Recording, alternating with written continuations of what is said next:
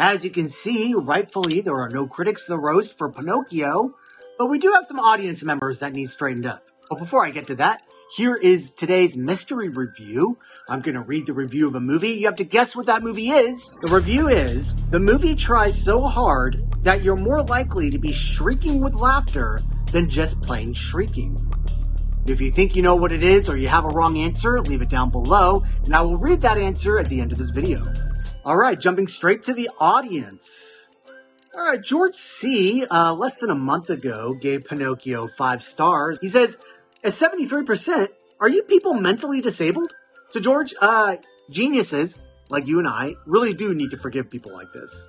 Now, I'm still gonna roast their asses up to the clouds, but at some point, we should eventually forgive them. Matthias S. gives Pinocchio 3 stars. It says, Pinocchio is pure Disney magic, iconic songs, unforgettable characters, and a wave of nostalgia that hits like a warm blanket. Don't ever hit me with a warm blanket or I will tail whip you right back. Matthias continues, but man, I remember this being way darker. As a kid, this movie haunted my dreams. Pleasure Island? Terrifying. But watching it now, it's way more charming than expected. Yeah, so that's called growth, Matthias. And congratulations, you participated in that growth. Assumingly so. Like when you visit your childhood treehouse, it's gonna seem smaller. That's just one of the side effects of growth. He goes on, still, it's a Disney classic, perfect for when you're sick in bed and need a little childhood comfort. Here, Cody, take this Advil while I turn on the scariest movie from my childhood. Mommy, it's scary. Oh, darling, it's so charming with singing crickets and little kitties dressed up as hobos. Soft kitty, warm kitty, little ball of fur. Purr, purr, purr. Now you. If you look at this, the guy really had nothing to complain about. So I'm not sure why he's giving this a 3 out of 5 score, but let's move on. Dario C. gives Pinocchio 4 stars, not bad. Timeless classic. You can watch this movie like the first day. Yeah, but what if Adam and Eve want to watch the Apple Dumpling Gang? Next. Benjamin H. gives Pinocchio 5 stars. Again, very good. I would love to sit on his face. Oh, but Benjamin, you need to watch out for his nose. David F. gives Pinocchio 3 stars. An entertaining cartoon about a wooden marionette doll who comes to life and brightens the existence of... Oh my god, we're not asking for a synopsis. We have seen the movie. Everybody who has not even seen the movie knows what the movie's about. I hate when reviewers, they'll write the review on IMDb or Rotten Tomatoes or do a video review, and they spend like literally the first 5 minutes talking about what the movie is about.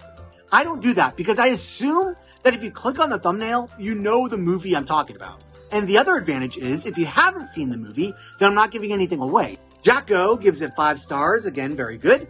It says, when you wish upon a star, your dreams do come true. Then he says, a movie to watch for anyone who's ever wished upon a star.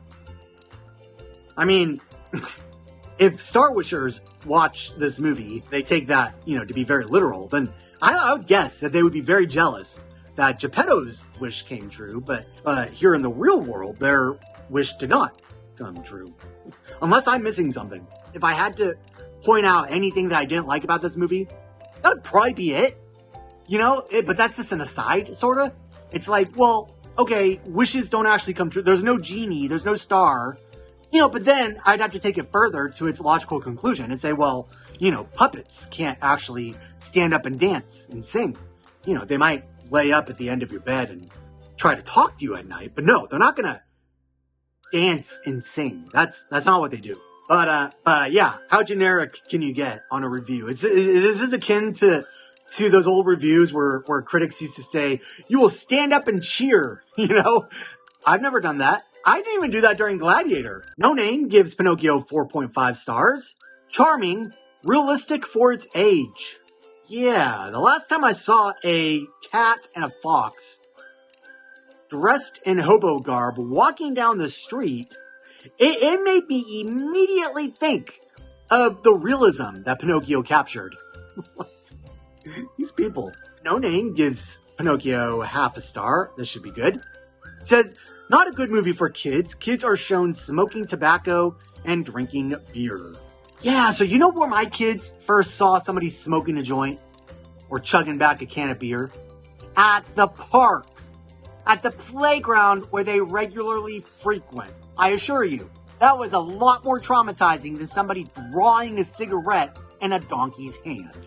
But it's those elements that make a family movie a family movie. One where the parents can watch and actually enjoy and get engaged in because it's not playing it so safe that they're going to tune out. But at the same time, it's going into darker themes. Kids can actually learn something and have valuable time watching a film on a Friday night. Hell, it could even start up family conversations, on the way home or when you're tucking your kids into bed. And that's something I think a lot of family movies are missing nowadays. You can't show the light unless you plunge the kid into some sort of darkness, right? That's why I lock my kids up in the closet every Halloween and stand on the other side of the door making monster noises. You'll remember at the beginning of this video, I read to you a movie review, and if you think you know the answer to what movie that review is in reference to, head on over to Patreon, the link is down below, and you will find instructions on how to proceed with the contest. First one to answer the question wins, and if you get this one wrong, don't worry, there'll be plenty more in the future. Alright, the most honest review for Pinocchio goes to Ryan B. This is an audience member, gave Pinocchio 5 stars and said, one of the best animated films of all time. I mean, yeah, it is. Now, don't get me wrong. There are a lot of other animated films on that same tier, but that doesn't negate the fact that it is still a perfect film. Like so many other animated movies. Like the technology in this movie, if you go back and watch it, just the scene alone where the camera pans through the entire town, Pinocchio's town at the very beginning, it is just mind-blowing when you think of it from a technology point of view and how they did that. They pulled that off in the 30s. They were making it in the 30s. And they did that. And most animated movies today do not even hold a candle to that sort of special effect. It's insane. But yeah, Pinocchio, when you talk about the music, the animation, just the mood, the setting, everything, the characters, it is a perfect movie, and it will never be replaced on that top tier shelf in a million years. Not as long as I keep wishing on a star. If you like what I do here by roasting the critics who hate good movies and love bad ones, go ahead and subscribe, and don't forget to ring the bell to get notified when I put out a new video. Until then, I will see you next time, roasters.